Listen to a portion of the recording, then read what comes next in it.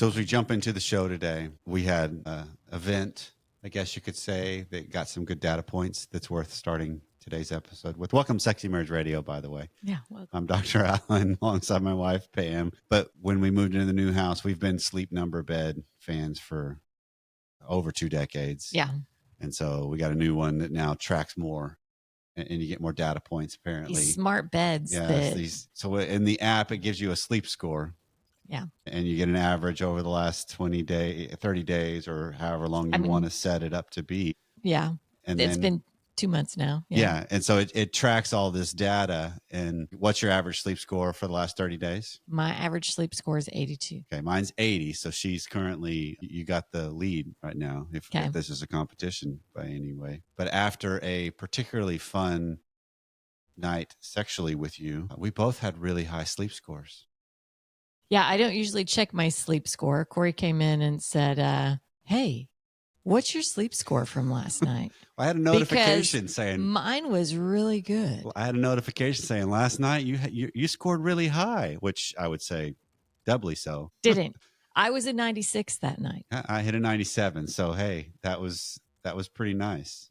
But it's just interesting to think about. There's research that talks about the benefits of sex. And this is confirmation in some ways. There's a lot of other factors. This is not the sole thing that plays into it, but it also can impact your sleep. It was a fun, real-time piece of data that we got. So this is not, Sleep Number is not an advertiser, by the way. No, they are not. But anything that does help with getting better sleep, we're on board with, because it's better for your health overall. And sleep has been given a bad rap over the last several decades, where it's like, I just need 3 hours, 4 hours, 6 hours. No, we need good sleep. And so if sex helps make that happen better and more frequently, then we need good sex. Hence the show. So welcome to Sexy Marriage Radio. Coming up today on the regular version is a conversation that we're going to have based on an email that came in a long time ago from a longtime listener, asking for our advice on for newlyweds, and then his particular situation of how do you know when she is ready for penetrative sex. And then on the extended content today, which is deeper, longer, and there's no ads, we're going to continue a conversation. We've kind of danced around the topic at times, and we have an Academy member that's emailed in on the idea of collaborative alliances. And he's taken it from a really good framework of the better questions we maybe should be asking and how that applies in the business world for sure.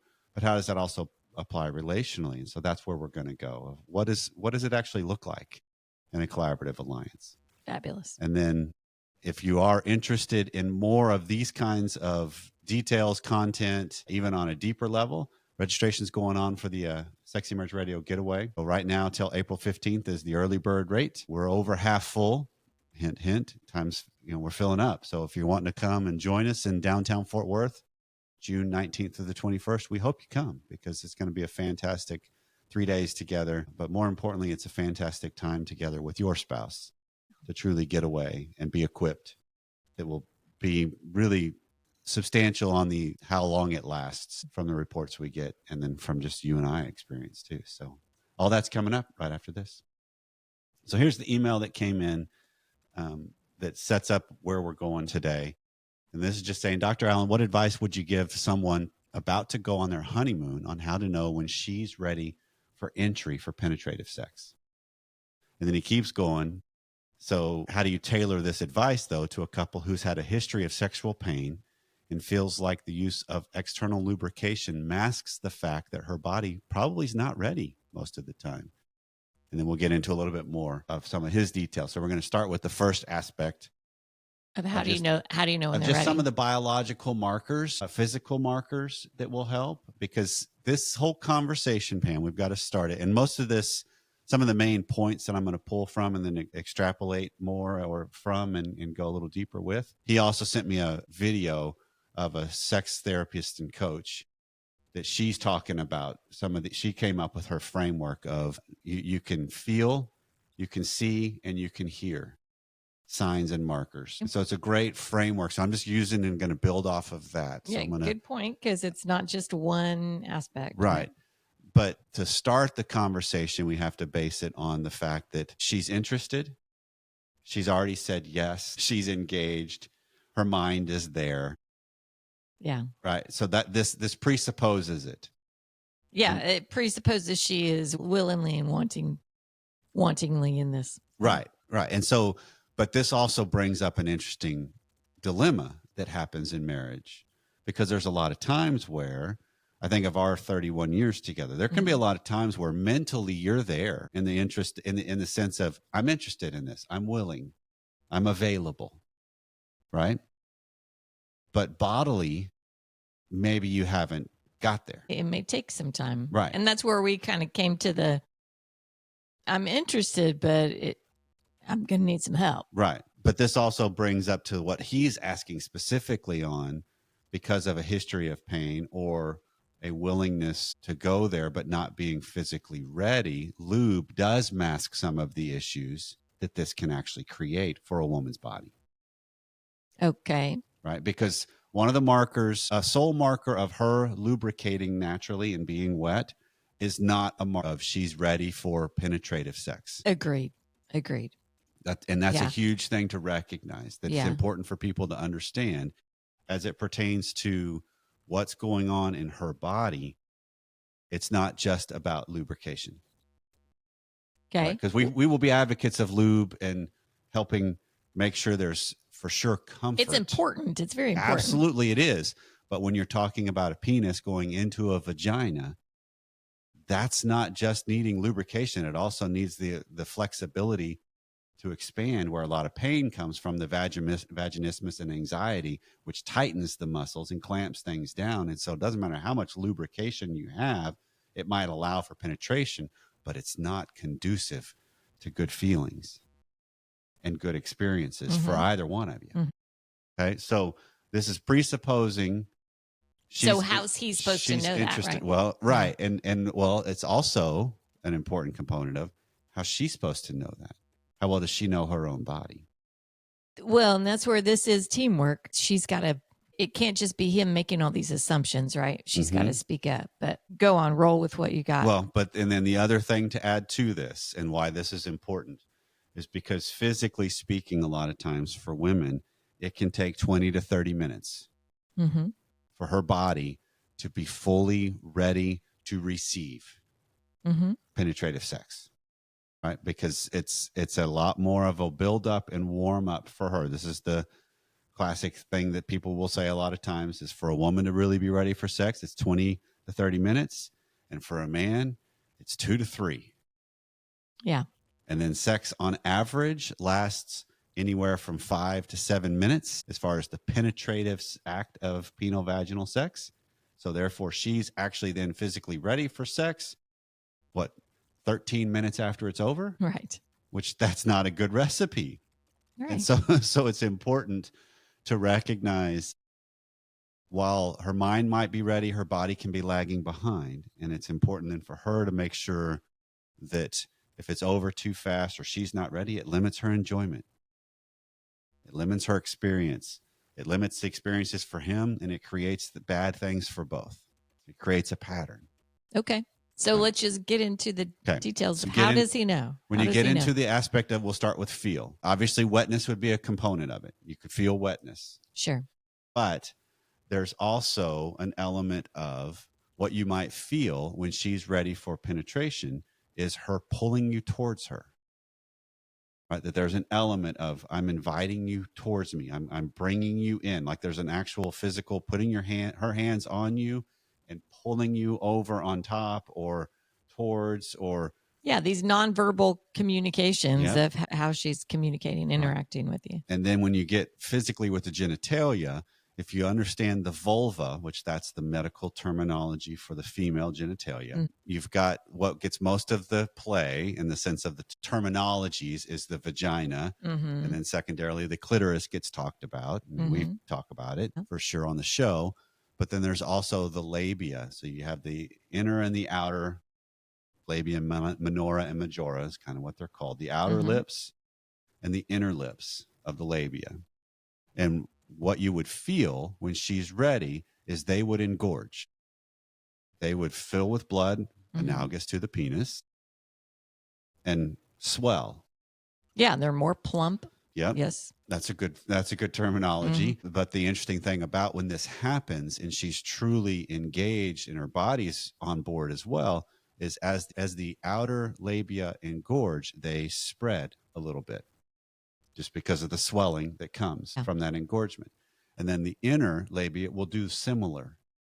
That's actually where a lot of times they will swell and start to be more visible. Where most of the time the inner labia is hidden.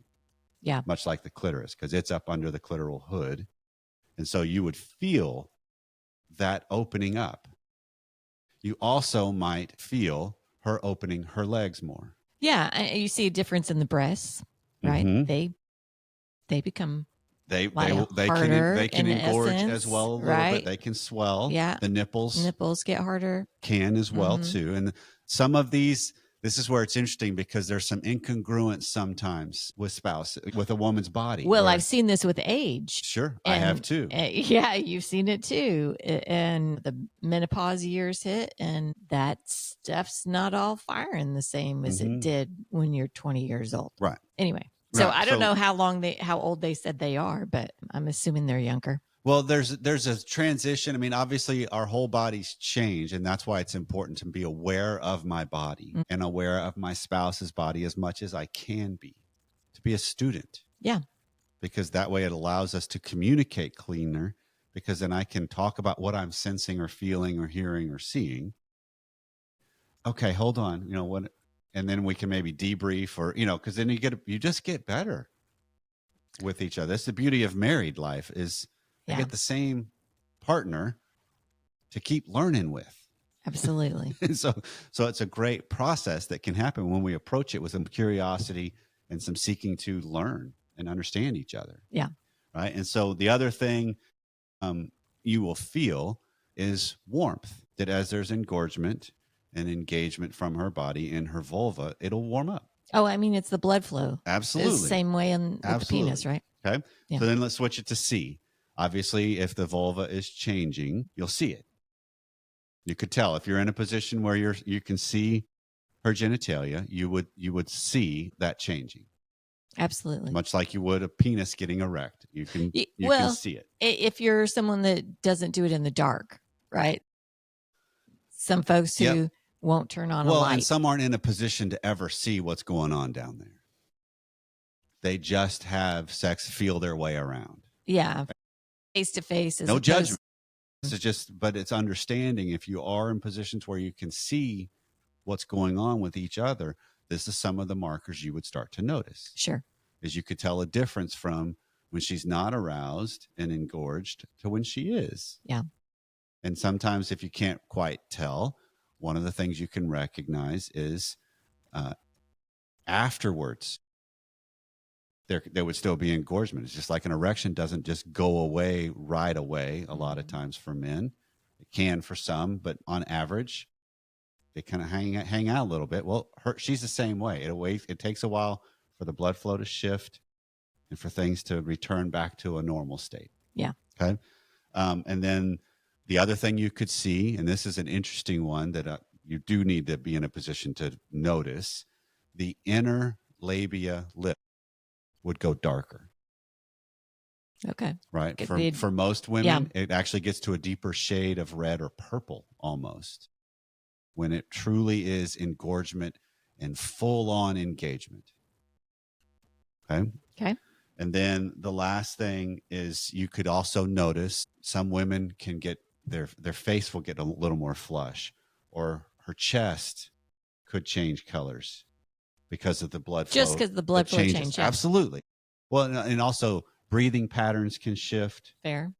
Engagement of just what's going on the other aspects of my body. Because if you think about it, the body is such a fascinating thing to where it adjusts and sends things where it needs to go, which means it's coming from some other place. What comes to my mind is we're in the middle of the cold snap, as is most of the country. And, when you're outside walking and it's cold, like I was right before we started recording, the first thing that gets cold is the furthest things from my heart, hands and feet. Yeah. Because the body starts pulling blood more into the core to keep that where it needs to be. Yeah, my guess is one of the clues for you when it does that, but I could be cold. And once I get aroused, though, I don't need to have the covers Yeah, on. sheets can come off in that point for you. Yeah. And I don't which know. I'm in favor of, by the way. Sure. The mechanics behind that, is it more that my mind's not on the cold anymore? Or is it about biologically the blood's flowing more and those kinds of things? Which is it's it, mind or matter? I'd say or it's both? chicken and the egg here, in the sense of it's both, because when you're focusing on some things and we're more engaged in something and attuned, we don't notice the other things. Yeah. So, and then the last thing is here. And this is an interesting one. Listen. Right. Well, you can hear some things that would tell you she's ready for penetrative sex. And this is an interesting one because this sex coach was saying, if you're paying attention, she says you could hear a slight tonality change maybe in her voice, which I've been trying to pay attention since I was prepping for this, and like I haven't quite caught it. My mind's also been on other things. I'm not quickly, like sitting back taking notes. Because when we talk, I'm just always sultry. You are. That is a good point. It's hard to differentiate. Absolutely. But here's the biggest one on what you would hear is as far as how to know when she's ready for penetrative sex. She says it. Yeah. She tells you. I want you and me. I want you. Let's go. Right. Yeah. And there's a difference here. Right. Because I think of the way a sexual encounter can happen for people that aren't quite engaged, where she's not quite engaged enough and he's not paying enough attention, because it's just turned into I'm available more often than not. So it's really not about her pleasure, because she's not actually aroused enough to fully get all the pleasure she would get from it. Yeah. And some of that's because she doesn't want to take the time. She's not interested. There's a different meaning, but she's still available and willing. It's enough already. Just need to get some sleep. So there is a difference between how would she say it in your situation, as far as anybody listening to this, because there's a difference between, okay, let's go, versus, oh no, I so want you. Let's go. Yeah. Yeah. And I think anyone in relationship is going to know that there's that difference. I would hope so. But also one of the reasons I wanted to explore this a little bit was to help people in the nation ask themselves, what are the things that are the markers for me or for my wife? How well am I paying attention? Because if I'm in a situation where sex is happening frequently, but it's really largely one-sided, well, what's the components that create that? Right? Because I'm not talking about that it's total obligation and it truly is destructive because it's mercy sex, which that's ultimately what happens with mercy sex. But there's an element of this that it can start trending towards that if she's not fully engaged and interested a majority of the time. Because it creates a dynamic of, how do I know what's really going on? I go after what I really want as the husband when, am I okay with one-sided or not? And so it's just asking better questions. And for her, do I know my own body on the context of what we're talking about today? Yeah. Do I know what's going on enough? Yeah. Right. Because then this then pivots towards what his question was. If we have a history of pain or trauma that's happened, and maybe she doesn't even know her own body well enough. Yeah, she may not. Hopefully she wants to. Yeah. And it's interesting because he talks about it's very difficult because he's not attached to her nerves, so he can only go by what she says. But she assumes that since she's experienced only occasional discomfort rather than major pain before, that we've arrived, and that's as good as sex is going to get. So they both have different frameworks and meanings associated with. For her, pain-free is the majority of the goal, not necessarily, now how do I get to a point of truly embracing and wanting what this actually is and the goodness of it. Right. Whereas that's what his journey is I want this for her and for him, is what I'm reading into this. Yeah. And so when you have a history of pain, then it shifts to, it requires a more understanding of herself, and then asking herself the bigger questions of, what are the meanings that I attach to my sexuality and my sex life? What is sex to me? What is my vulva to me? What are the parts of me to me? Or are they just for you? Well, and do I see that as a vibrant part that I want to participate in? Mm-hmm. Participate and enjoy to the level of my spouse, or am I just going to participate? Which means then you need to learn your body, but it has to go beyond, because this is the interesting thing. We've got this, man, this leads into so many different episodes we could be doing. Yeah. Because if you think about it, medically speaking, for women, when there's an issue with vaginismus or pain, a lot of times there are procedures and then exercises and prescriptions that you take, in a sense of, which oftentimes is the dilators. Right. Which is just helping learn how to relax, as different sized instruments, dilators are used, right? And you're largely doing it yourself, but it's a procedure more than anything. It's not sex. You think about it, right? It's the difference between I'm doing something that's medical versus I'm doing something that's sexual. And enjoyable as a couple. And how many people have something, say, I'm dealing with a rotator cuff thing right now. I've gotten exercises from my doctor. Am I doing them every day the way I'm supposed to? No, I am not. Right. Right. Though it still hurts me when I do certain things. And I think that's just one little example of how many of us, not all of us, but many of us as humans, have things right at our fingertips that we know would ease some pain. Mm-hmm. Or bring about pleasure. Give the ability for more enjoyment in other areas of our life. And we just don't do it. Right. Because we either don't care, we don't want to take the time, we're too scared, you name it, there's any number of excuses we can use. But those are the questions that's got to be asked. Yeah. Particularly when it comes to this aspect of our life, of a deeper understanding of what does this really mean for me and for us? Because there's impact. If I don't want to learn my body and learn the cues and learn what's going on, there is impact for me and my spouse. And this is for both men and women, because men aren't as simplistic as we are made out to be, sexually speaking. Yes, it's fairly obvious, when is a man physically ready for sex? An erection, if it's penetrative sex, is a part of that equation.